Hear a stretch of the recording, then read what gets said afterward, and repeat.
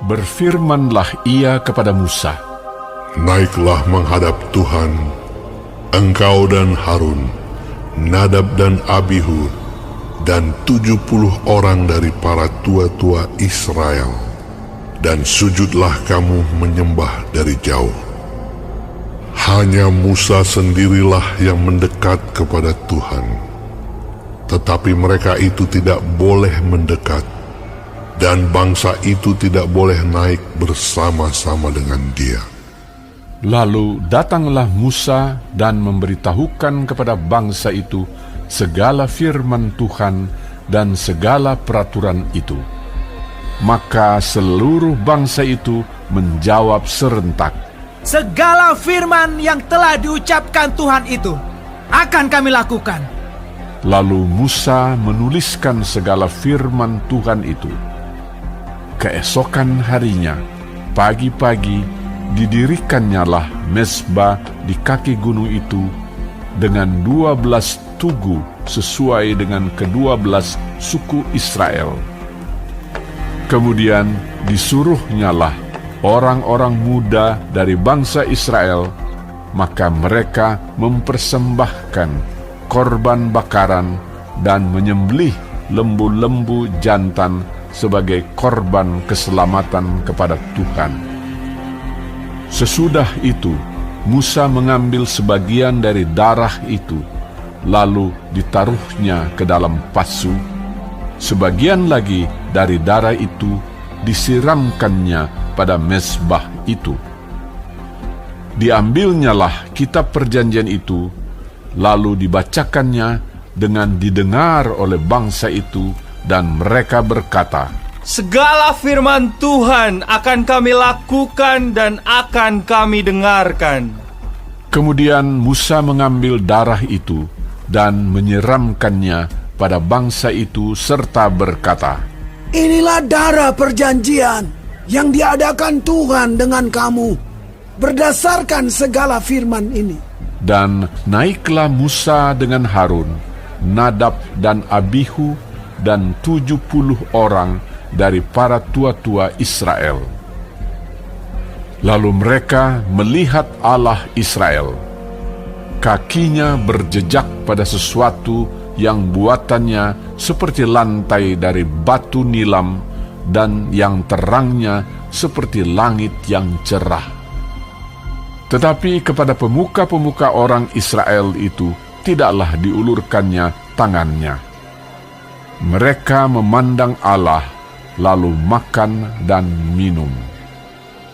Tuhan berfirman kepada Musa, Naiklah menghadap aku ke atas gunung, dan tinggallah di sana. Maka aku akan memberikan kepadamu loh batu, yakni hukum dan perintah yang telah kutuliskan untuk diajarkan kepada mereka. Lalu bangunlah Musa dengan Yosua, abdinya. Maka naiklah Musa ke atas gunung Allah itu. Tetapi kepada para tua-tua itu ia berkata, tinggallah di sini menunggu kami, sampai kami kembali lagi kepadamu. Bukankah Harun dan Hur ada bersama-sama dengan kamu? Siapa yang ada perkaranya, datanglah kepada mereka. Maka Musa mendaki gunung dan awan itu menutupinya.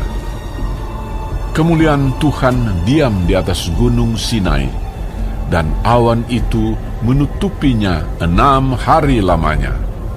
Pada hari ke-7 dipanggilnyalah Musa dari tengah-tengah awan itu.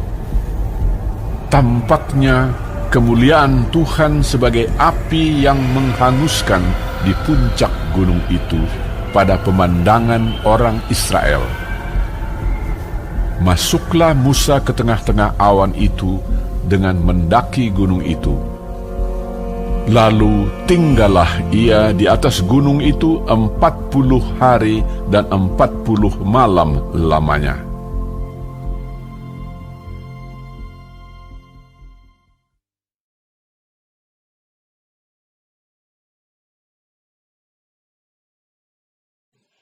Shalom semua jemaat Tuhan. Kembali kita di dalam pendalaman Alkitab Clearsight.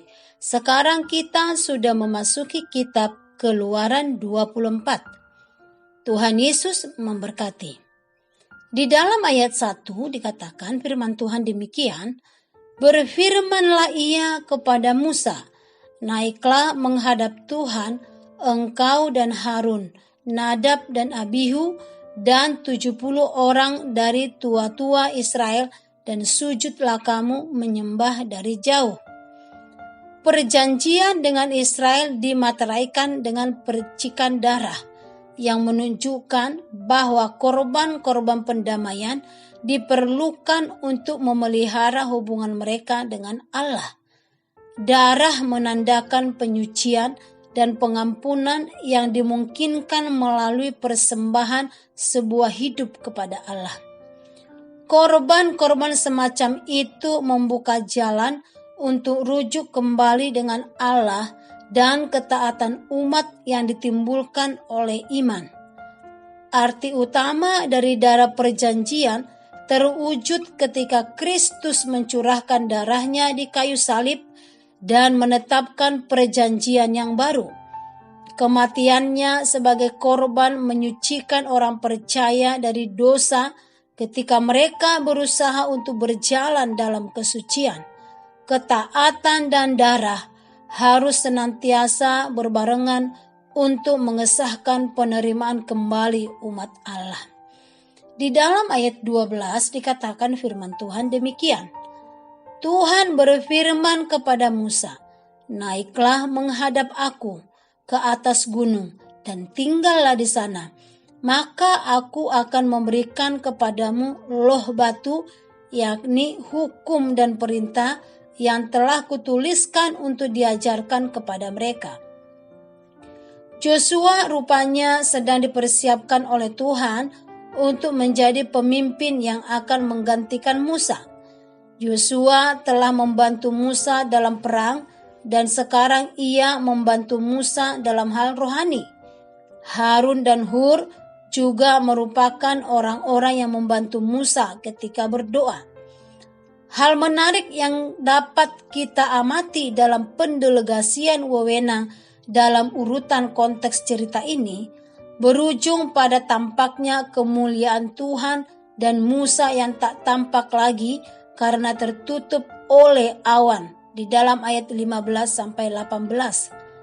Tuhan memakai hukum dan perintah beserta orang-orang yang dipilihnya agar mengarahkan diri kepada Tuhan.